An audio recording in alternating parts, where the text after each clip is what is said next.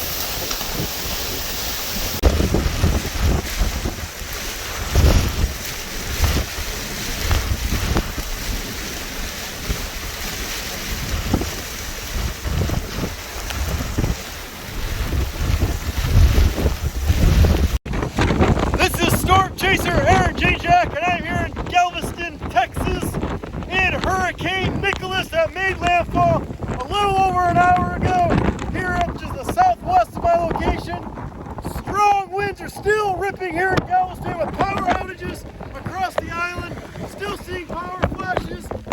Surge blowing in. Strong winds blowing off the seawall here. You can taste the salt water flying into my face. Intense little storm.